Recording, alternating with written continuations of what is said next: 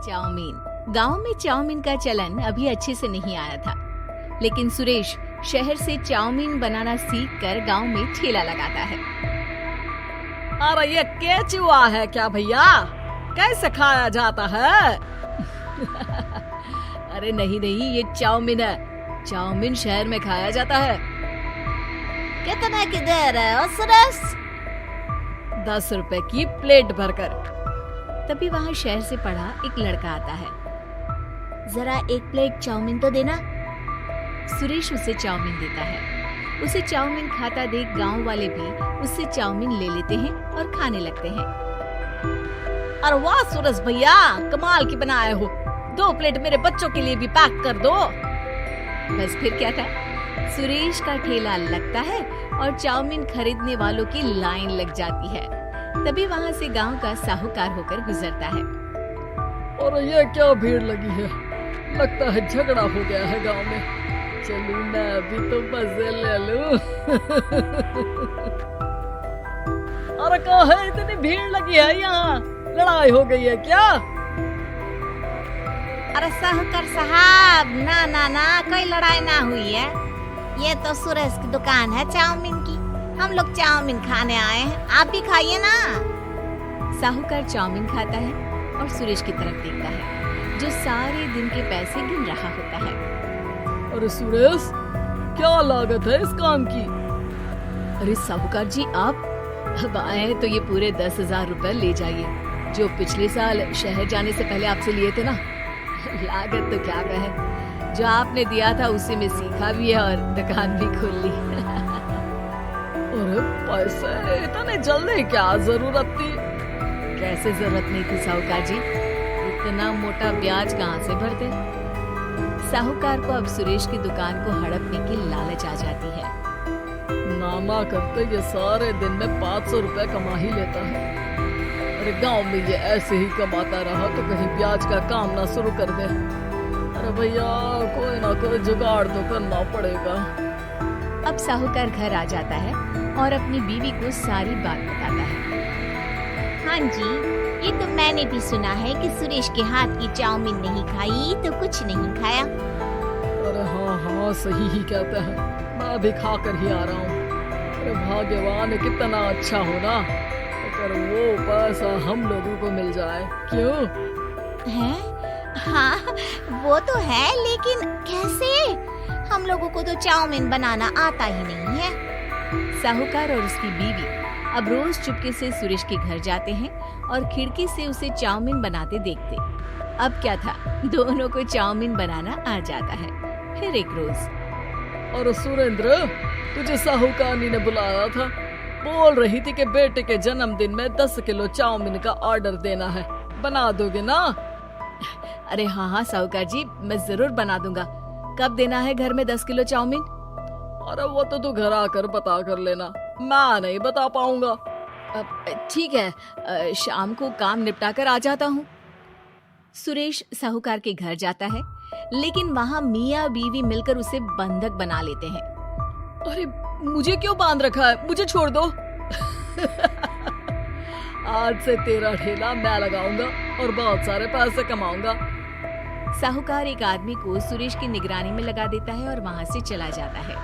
अगले दिन, अरे साहूकार जी, आप कब से चाउमीन बेचने लगे और अपना ये सुरेश कहाँ गया?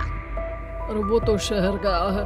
उसका कोई काम निकल आया था। बोल रहा था कि जब तक वो ना आए तब तक मैं ही उसके ठेले का काम कर दूं।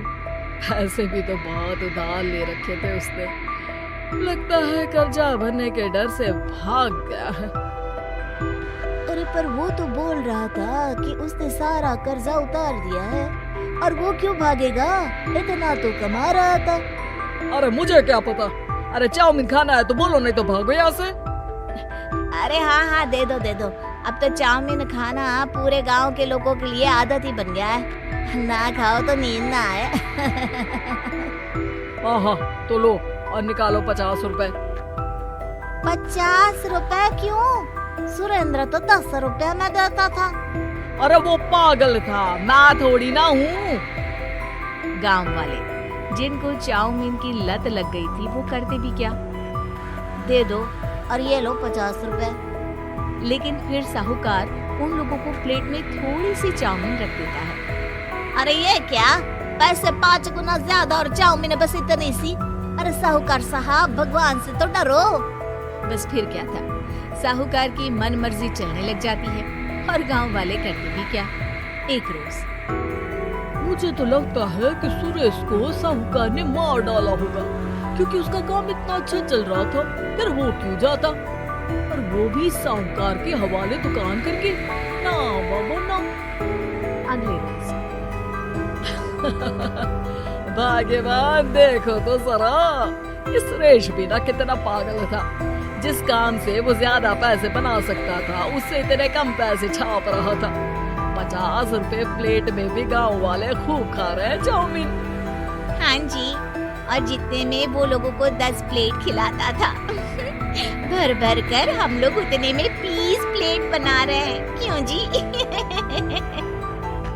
वहीं सुरेश रोज भगवान से मांगता कि बस एक बार वो किसी तरह वहां से निकलने में कामयाब हो जाए, लेकिन उसकी हर कोशिश नाकामयाब होती। फिर एक दिन, अरे भाग्यवान, ऐसा कुछ करो कि चाउमीन बनाने का खर्चा आधा हो जाए, जिससे हम लोगों को और मुनाफा हो।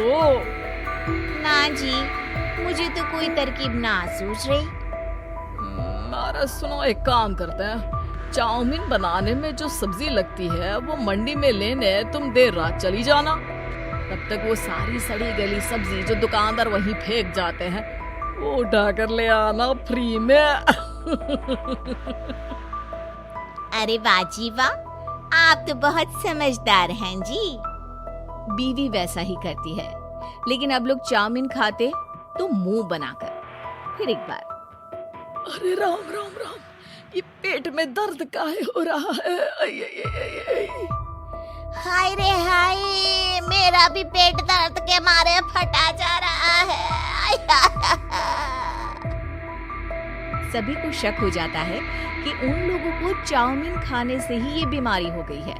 वहीं दूसरी तरफ जो आदमी सुरेश की निगरानी कर रहा था, वो सो रहा होता है और मौका देखकर सुरेश वहां से भाग जाता है।